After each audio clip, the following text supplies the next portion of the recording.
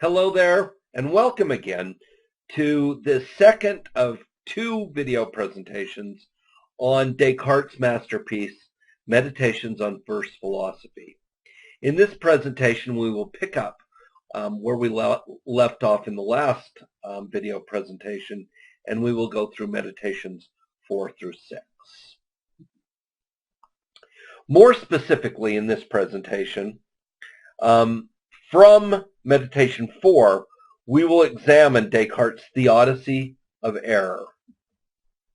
From Meditation 5, we will examine the details of Descartes' famous ontological argument for the existence of God.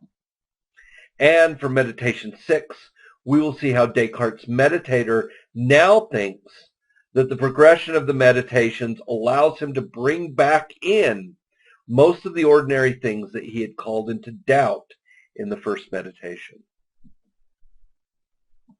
Descartes' fourth meditation is a theodicy.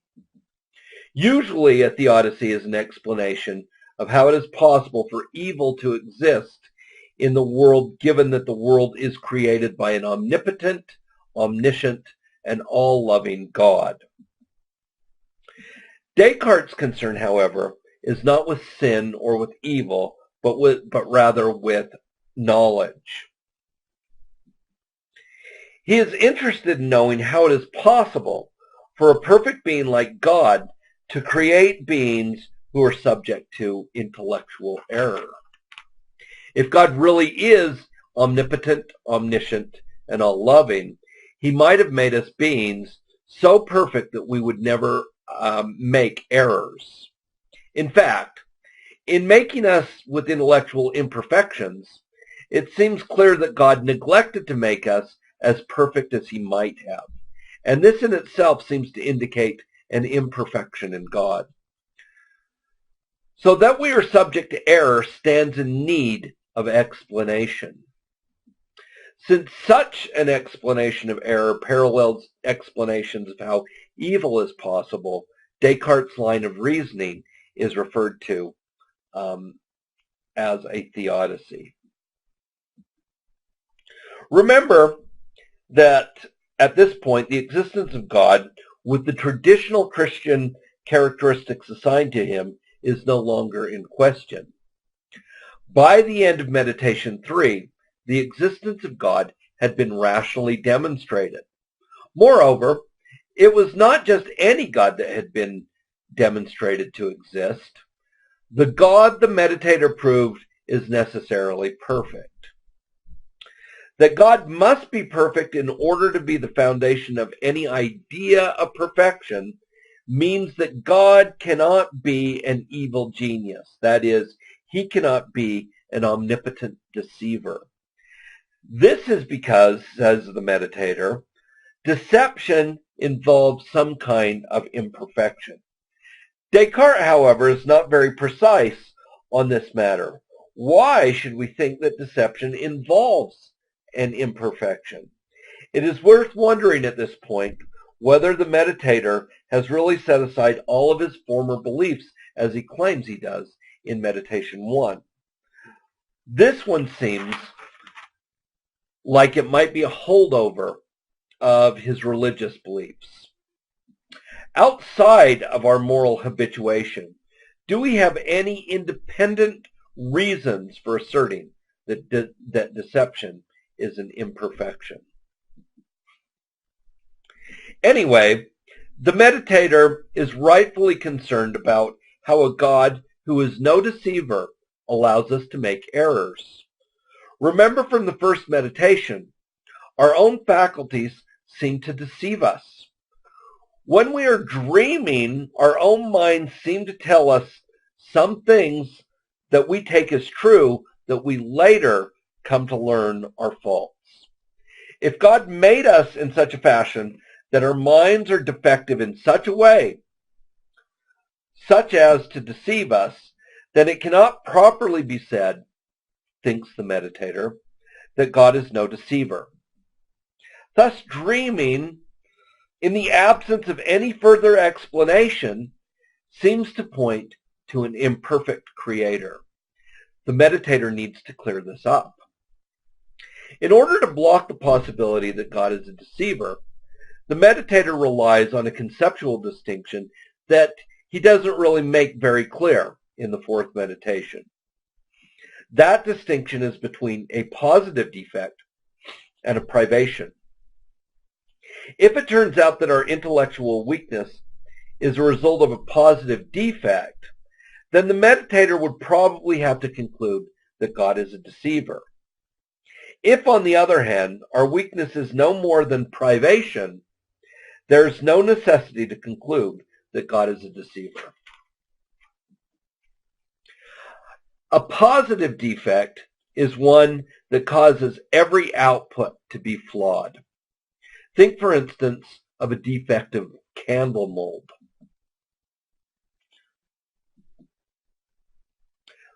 Let's say you have a candle factory and that you make candles that are freestanding. There's some right there on the right side of the screen. Freestanding candles that look like they were made out of the beeswax of Descartes' second meditation. If the mold has a positive defect that you use to make these candles, say one that puts a lump in the base of the candle, then every candle that comes out of the mold will be flawed. And in this case, each one will fail to be freestanding. Now, such a defective mold might be an accident by the candle mold maker. It also, however, might be the work of an enemy who is trying to sabotage your candle business. In that case, the action would involve a deception. Let's say now instead that it's God who makes your candle mold. He can't make a flawed mold by mistake. If God gave you a mold for candles that makes every candle flawed, it would appear that he intends to deceive you. Of course, God doesn't give you a candle mold, but he does give you a psychology with mental operations. For instance, our minds take in certain data, and then they formulate beliefs from that data. If God gives us mental operations that are positively defective, then all our beliefs formed by those operations will be false. And if God makes us in such a way that we cannot help but believe false things, then God deceives us. This is the position that the meditator wants to repudiate. Instead of having positively defective mental operations, the meditator suggests that our intellects are defective merely by privation. Privation refers to the absence of something that might have been present. For instance, this glass on the right side of the screen might have been completely full, or it might have been perfectly full. We use those words completely and perfectly interchangeably. But instead it is only half full. It has a privation of half a glass's volume.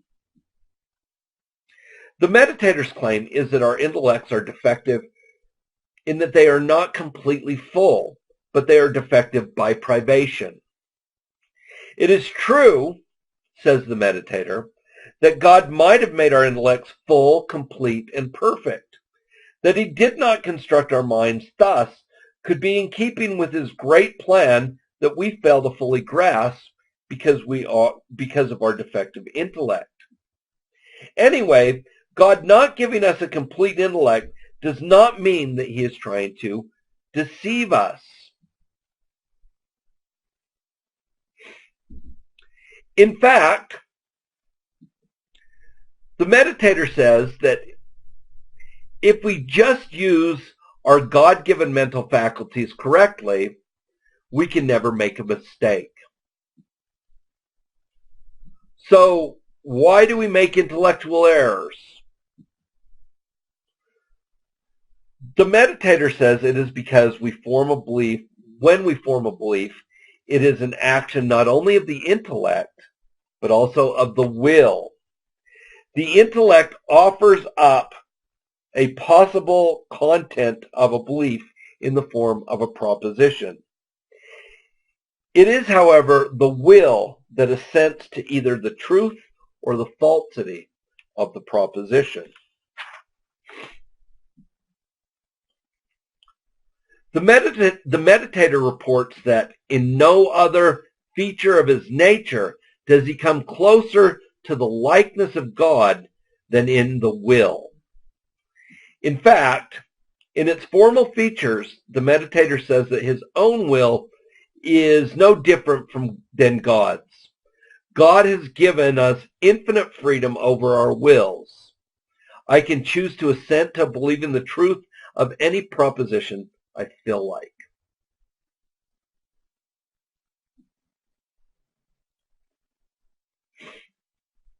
The problem of error comes from having a limited intellect and an unlimited or finite will. If I were using my faculties correctly, I would only assent to propositions that I clearly and distinctly perceive.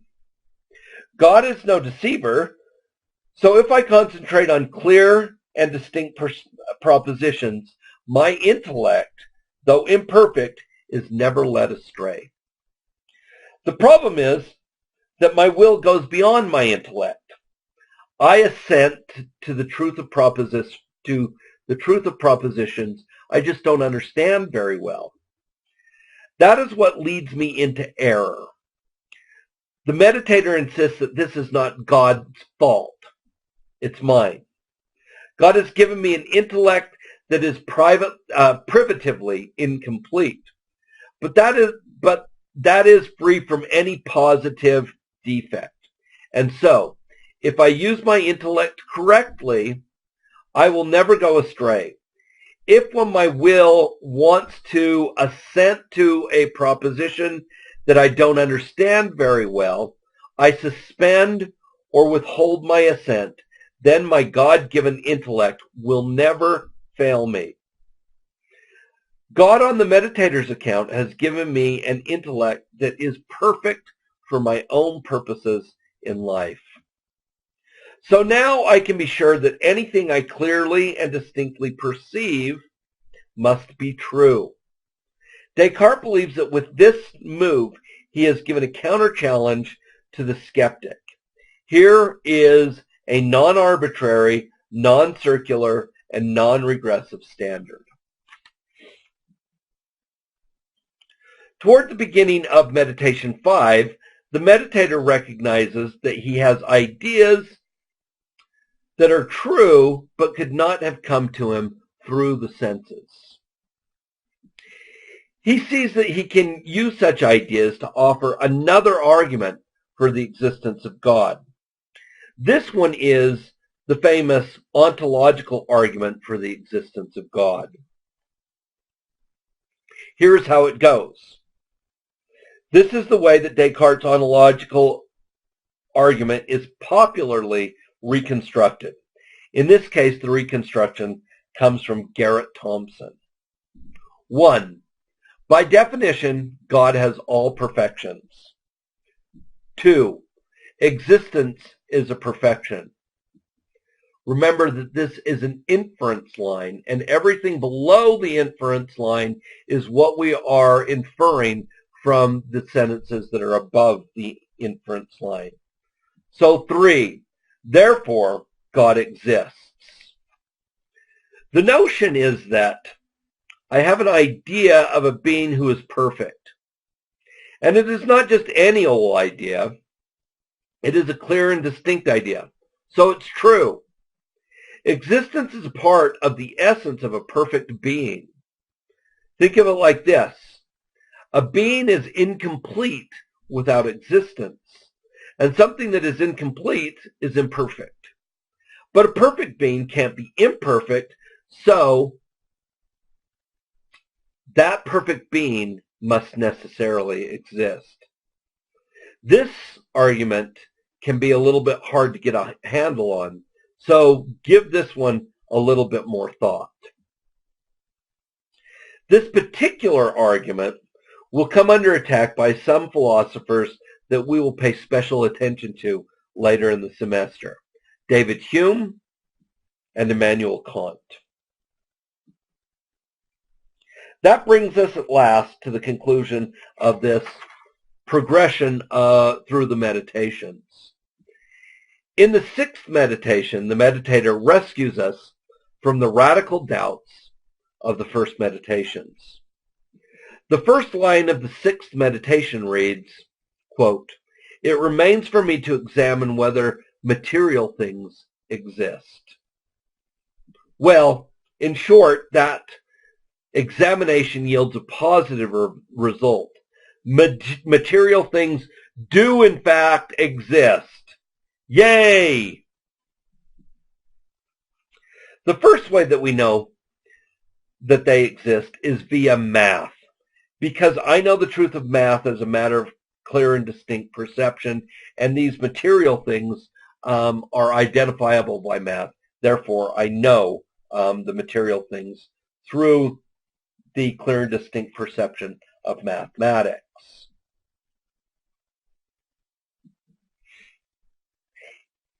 In addition, I have ideas that my sense perceptions, I have an idea that my sense perceptions derive from material things. God has given me such a great inclination to believe that the senses actually reveal to me material objects that the meditator says, quote, "I fail to see how God could be understood not to be a deceiver if those ideas were to issue from a source other than corporeal things," close quote. Well, okay, but what about dreams? Incredibly, the meditator now says that there's a big difference between dreams and being awake. Dreams have a sequential incoherency to them. Waking experience is consistent. So in the end, it looks like we can now get on with the serious business of science, because Descartes has now put the skeptic squarely in her place. We have seen in this video presentation the theodicy of Descartes' fourth meditation, the ontological argument of his fifth meditation, and the resolution of normal experience in the sixth meditation. And that will do it. The end.